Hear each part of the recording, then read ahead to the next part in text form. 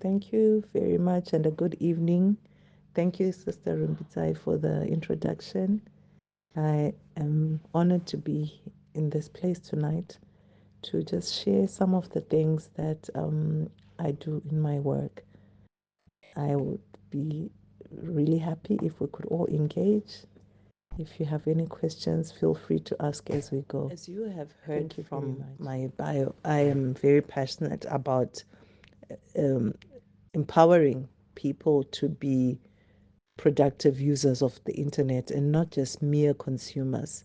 And just to give you a bit of background, the work that I now do was inspired by my children as they were using computers at school. And at that time, we had agreed that they would not get individual gadgets, they would not get uh, internet connectivity at home until we felt that they had matured enough and they were ready. But as fate would have it, while they were at school using computers, we found out that they already had access to social media platforms like Facebook, and at that time, a platform that was called WeChat, where these young people were just communicating in really inappropriate uh, and unproductive ways. So as I progressed with that work, working with these young people, it also then came to light that us, the adults, especially those of us who didn't grow up in the computer age, those of us who then learned to use computers at maybe in our 20s or even in our 30s, many of us were not really good, um, were not good role models to these young people. And when I was invited to speak on these areas, I felt that there's a need to first speak to us as the adults, as we have a very significant role to play, not only in the online experiences of the young people, but also everyone else in our community, the people that we interact with online.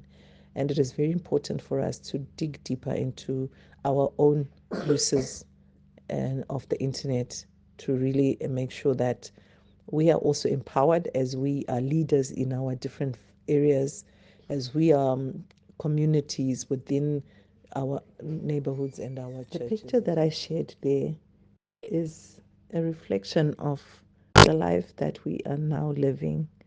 A couple of decades ago, we would talk about the digital future. We would speculate actually about the nature of an impact of technology on our lives.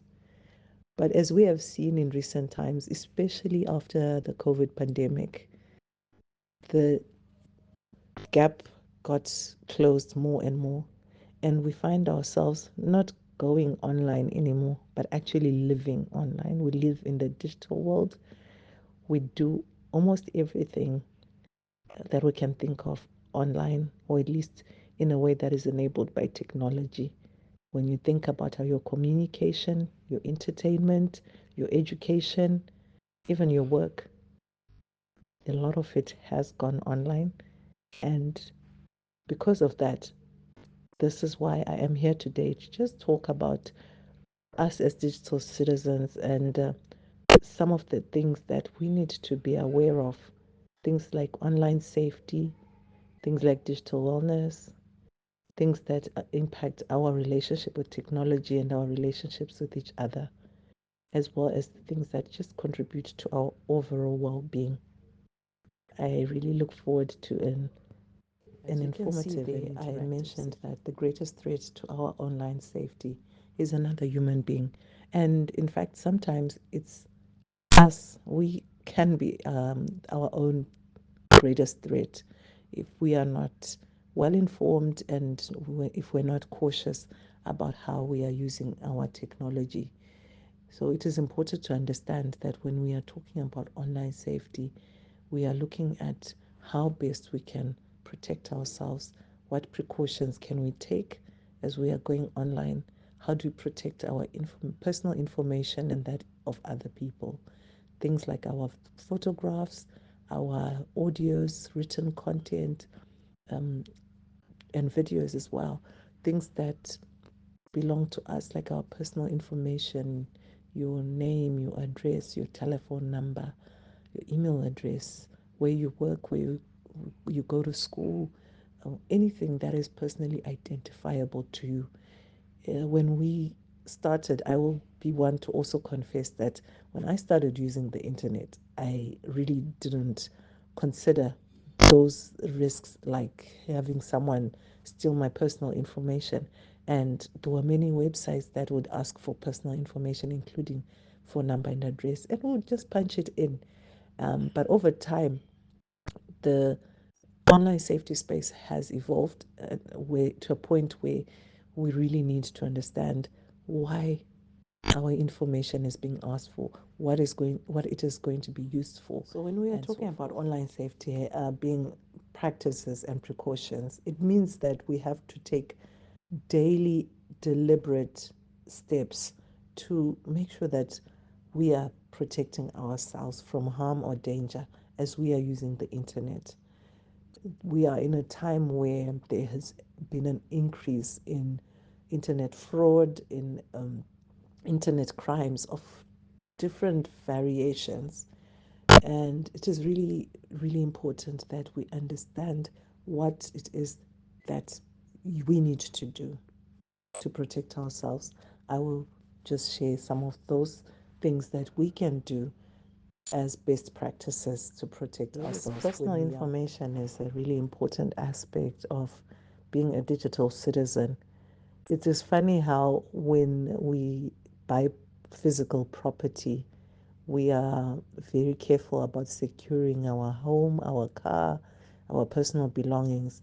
We make sure that we provide some kind of security, and we're quite watchful over those assets. And yet, when we are in the digital spaces, it's as if we just lose all common sense and that instinct to be protective of the things that are um, personally belong to us.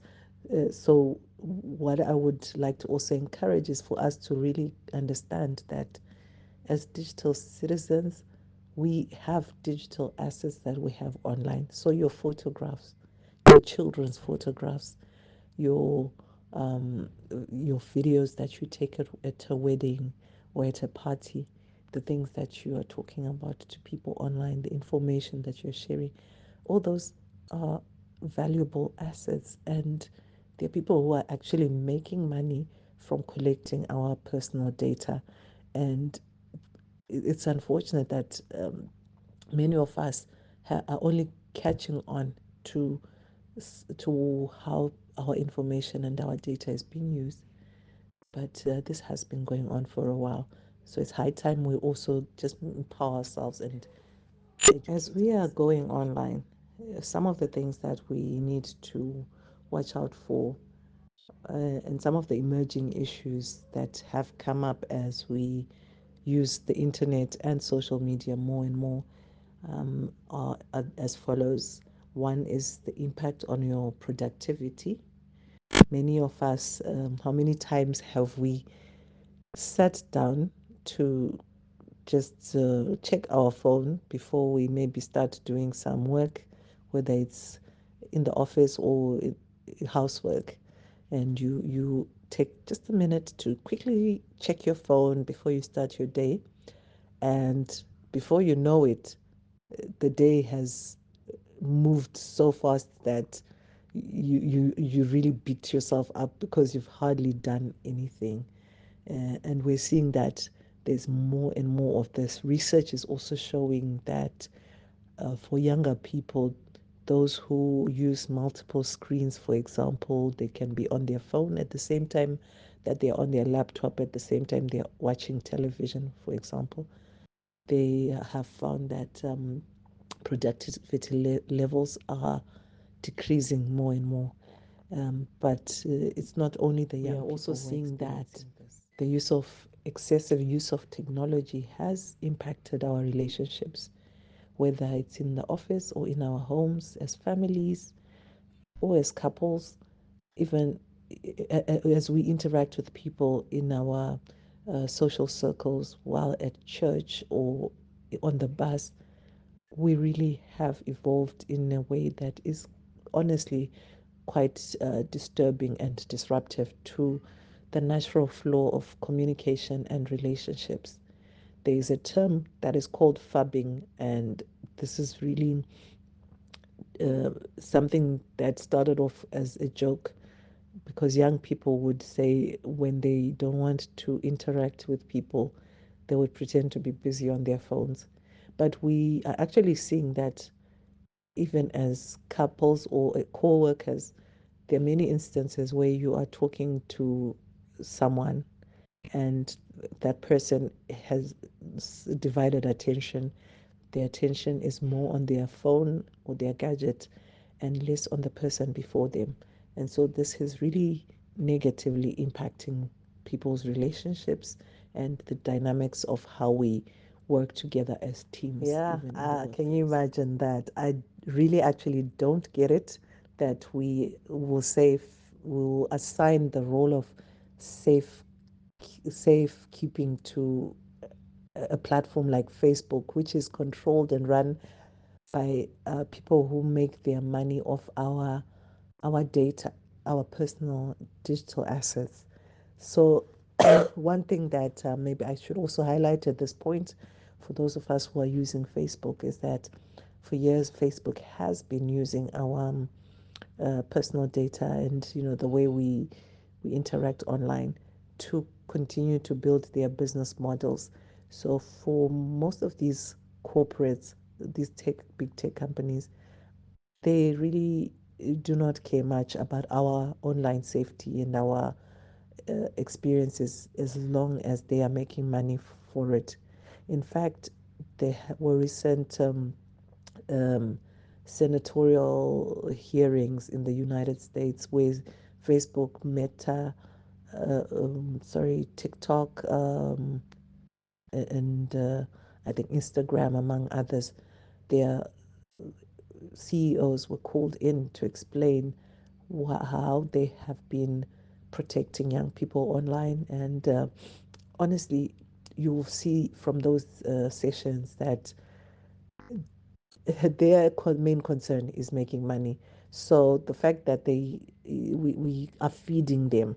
Remember what I said that our online safety, the biggest threat is another human being, and in some cases it is us who are actually the threat to our own security online. And it's unfortunate when we see people doing that. Sometimes we just follow suit without really understanding the repercussions. Another area that we need to watch out for is our mental health. The studies scientifically, there is still disagreement about the impact of technology use on our mental health, but it is important for us to do a self evaluation, to be really honest with yourself when you are going online. What impact does that experience have on your mental health? Some of us do find ourselves comparing our lives and the successes and accomplishments of others, uh, and feeling like we are not doing enough or there's something that is amiss in our own lives because people will always give you the highlights, best reels of what is going on in their lives, and it is really unfortunate that people are really experiencing mental health challenges, whether we like it or not, whether it's scientifically proven or not.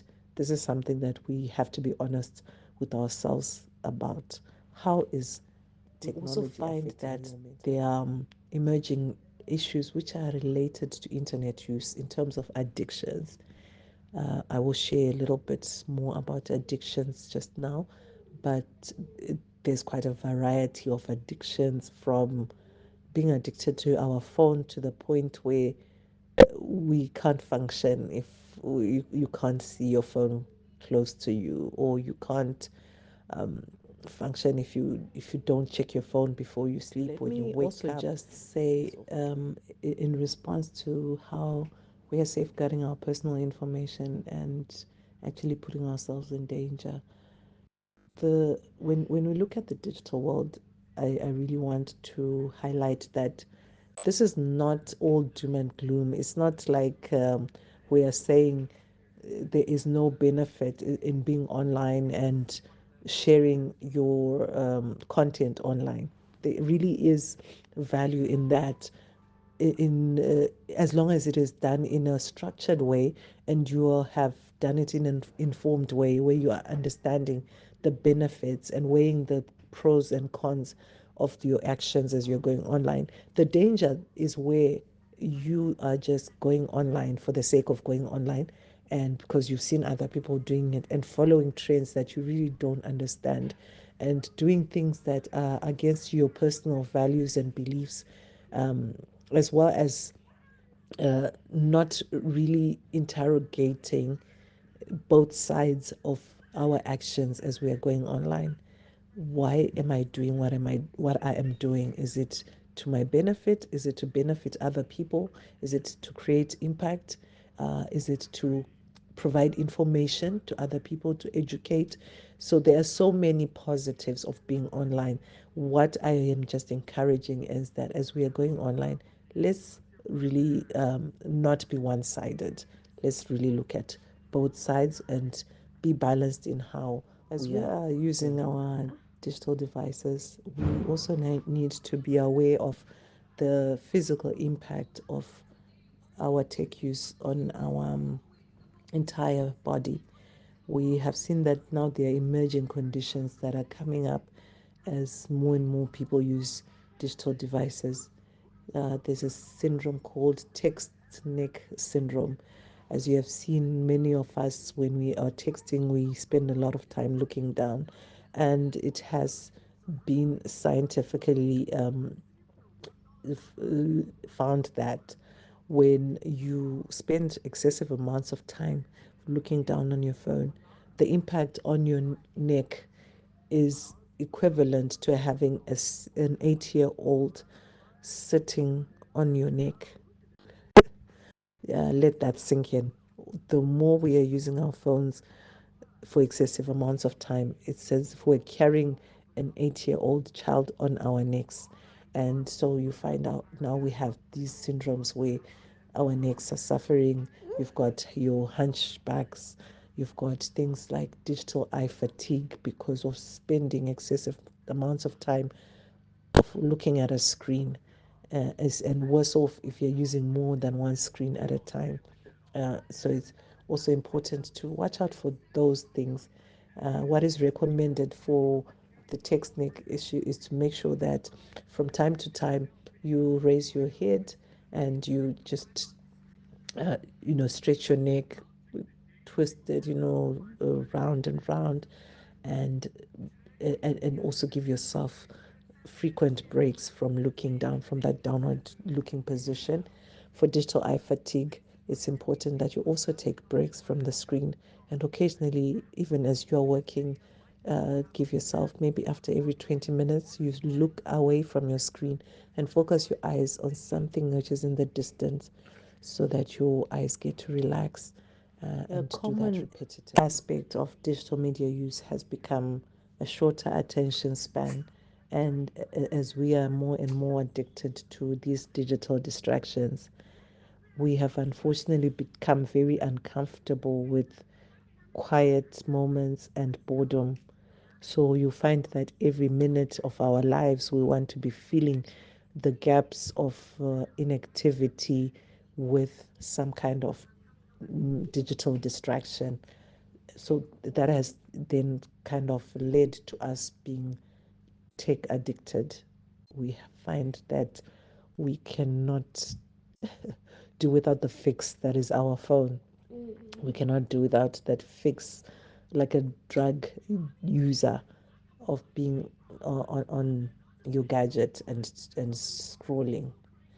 So what this has done now, you find some scientists, neurosurgeons have found that the addiction that the brain that you have that is addicted to substances like drugs or alcohol has been found to be healthier than a brain that is addicted to social media.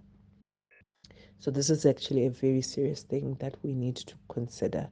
While we're kind of in a social experiment, and some of these areas are still under review, they're still under examination, but we ourselves really need to be taking that proactive approach to consider how it is affecting us on an individual level, but also with the people that very addictions that we find in the digital world. But I will just focus quickly on some of the most common ones, and maybe you can relate to some things that you have seen. If you have, it would be nice to also just share if anything is familiar to you. Have shared. They are to do with neglect of physical and other healthy activities. So you are finding that you're spending more time being sedentary, where you are not exercising as much, even if it means going to the bathroom, going to the kitchen to get something to eat. Some people will actually neglect to eat because they are so zoned out on their gadget. Some people will not sleep because they are so addicted to that constant pull of their phone. The young people that we work with have testified that some of them are on their gadgets for up to 23 hours a day. Let that sink in with young people who are sleeping 1 hour to 2 hours a day because they cannot disconnect. So that is something that we really have to be careful about, as we are to make sure that we're not neglecting physical and other healthy activities. Another area is that lack of digital boundaries, where we sort of just throw caution to the wind, and you find some of the things that we would not say face to face to people, we are now saying them over the internet. So you've thrown away things to do with etiquette, how you resolve conflict, how you communicate with people for mutual understanding. Those things have been eroded because of lack of digital boundaries. Even the fact that sometimes you will find in a work situation, your supervisor, your superior is reaching out to you over WhatsApp or email during after work, after working hours, during your off days, even for some people while they are sick or attending to the sick people in their lives. So those lack of boundaries have caused problems as well. And the last thing there is the tech enabled procrastination that I referred to earlier, where you find yourself losing time because you are so drawn into that rabbit hole of constant scrolling and scrolling and scrolling nonstop at the expense of productive. The next thing that I'll share is on the social media addiction. Some people have found themselves so addicted to social media that they are following uh, people's posts to the T. They know everything that's going on in certain people's lives. They are commenting, they non-stop. It's like their lives revolve around the lives of other people on social media. So that is really unhealthy. It is actually recommended that you spend at most 30 minutes to an hour in total per day on social media. It is it has been found that it helps you with productivity, it helps you with your mental health, it also helps you with your physical health, and making sure that your relationships excuse me, your relationships are strengthened, because once you find yourself on that trail, it is really hard to get off. The compulsive checking of notifications and scrolling, I've referred to that earlier. And this one is something that we can lose sight of if we are not watching how much time we spend online. So it is important to also exercise self regulation, not checking your phone all the time, giving yourself breaks from your phone to actually disconnect and put it away and attend to other things. The third thing there is pornography addiction. When we were growing up, I understand there was pornography, but it was not something that you came across often. However, the world that we live in now, whether you're looking for it or not, this is one thing that has invaded many people's lives, whether we like it or not, whether we're interested or not.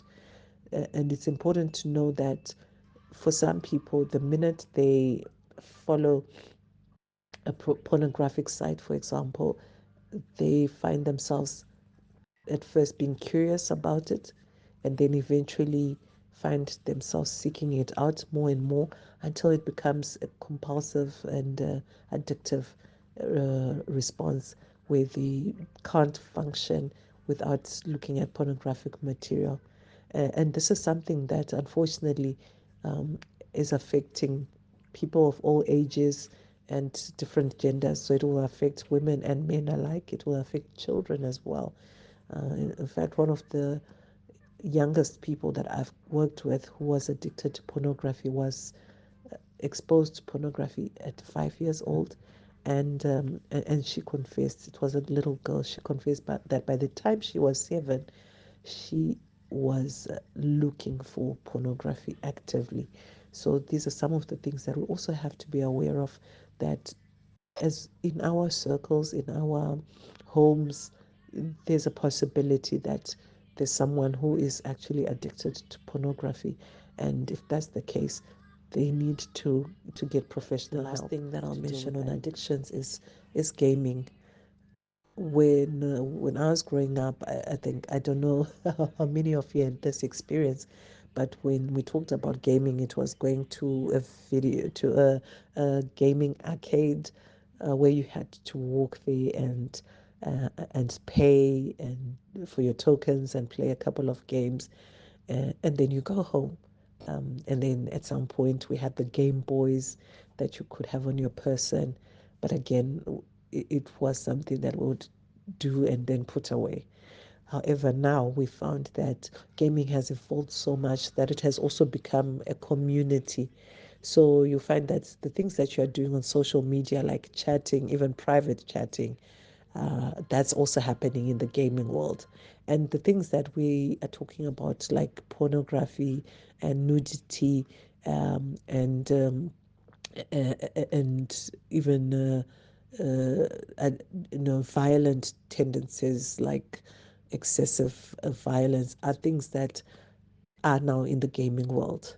So this also does not discriminate. It has been found that gaming addiction happens to both men and women, and it also happens across different ages. Even though most people who experience excessive gaming are young people, it does affect older people to the extent where some of them no longer have control over their lives. They stop going to work, they stop going to school, they actually just become reclusive as they close themselves away in their rooms and continuously game. There's also the sad reality of emerging physical um, implications of gaming, such as the impact on your eyes and your back, your posture. So yeah, those are some as of I close on the issue of tech addictions, I just want to encourage us to be honest and open with ourselves, at least, about the different ways that technology is leading us to some kind of addiction. This is not something to be ashamed of.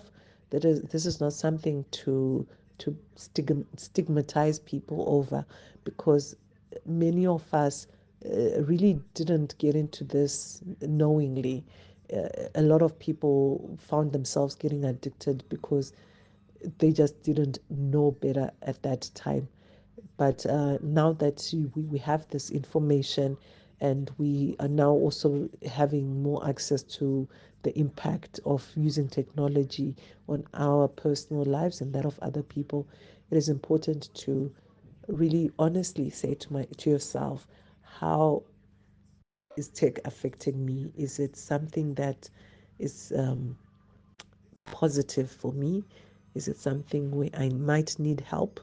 because there may come a time where you do have to reach out for professional help, whether it's therapy or counseling or prayer or any other kind of support, or just to say to a friend or someone that you trust that I think I have an addiction and I need an accountability partner who will help me to navigate this space more cautiously, more productively, and in a way that just it So, complements if you're my not overall. sure how to spot those red flags, Here are some of the things that you can consider as you if you are are doing that. someone Someone who who has experienced withdrawal from alcohol or have seen someone who is withdrawing, who has withdrawal symptoms from alcohol or drugs, you will find that there's a very close relationship to the response patterns where you are withdrawing from your phones. So, one thing you can try to do if you suspect that there might be a problem is to just give yourself a specified time, the longer the better, to not use your phone and just gauge how the experience is. You might find yourself having tics. You might find yourself being anxious, having anxiety. You might find yourself even having panic attacks, um, sleep disorders, eating disorders. There's so many things that you might experience, and that can be related to the withdrawal from your phone. So that's where you can be able to see as I that. round up, I I want have to a just talk problem. about what digital wellness is. This is just to sum up our discussion in terms of online safety, digital citizenship, and how you relate to other people online, how you protect your personal information and that of other people, and how you just have an overall.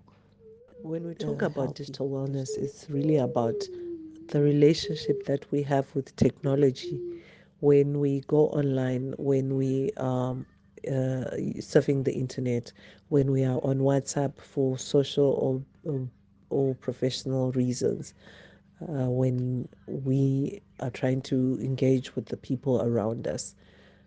What is that? What does that look like to each one of us? And at the end of the day, it's about finding that balance between your spiritual life, your physical life, your mental health, your emotional health, your relationships, your productivity in the workplace or in your school or your area of business, and just having that holistic approach to how your whole life intersects with technology. We cannot afford anymore to try to box our lives in different ways when it comes to our tech use. The truth of the matter is, our use of technology is affecting us in a holistic way. It is affecting our concentration span, our ability to stay on task with the things that we're doing. It is affecting also sometimes just how our day starts. Have you ever turned on your phone and looked at messages or news or some social media post? That just kind of spoils your day because of the negativity behind it, or the negative impact that it has on you as a person. So this is why it's really important to consider our digital In health. closing, I just just want remind to us. say, as we are exploring social media, the internet, digital media, we need to do it with integrity. We need to do it with care, and we need to do it with caution. Just to sum up, what does that look like? It means we are being deliberate about analyzing our own practices when we are online. How are we communicating with other people? Are we being kind to each other? Are we being considerate of each other? Are we respecting the boundaries that people have where we are not um, eating into people's personal time for whatever reason, because we of that ease of access to them? Are we being ethical in the use of our social media, our digital media, and making sure that we are not taking people's intellectual property, their content, and using it as if it's our own? Are we taking photographs of people at weddings or at a school function and posting without permission of that from that person? We need to realize that there are people in our networks who do not want to be on social media, who do not want their children to be on social media. So we need to respect each other in that way, because what you are doing is you're infringing on a person's personal information, where you just take a video or a photograph and you share it without their permission. And in fact, as I close, I just want to also highlight that many of the countries in the world have now adopted cyber and data protection laws. So we cannot afford, even on a legal and moral scale, to just be lackadaisical in how we share information, whether it belongs to us or to other people. We really have to be more cautious.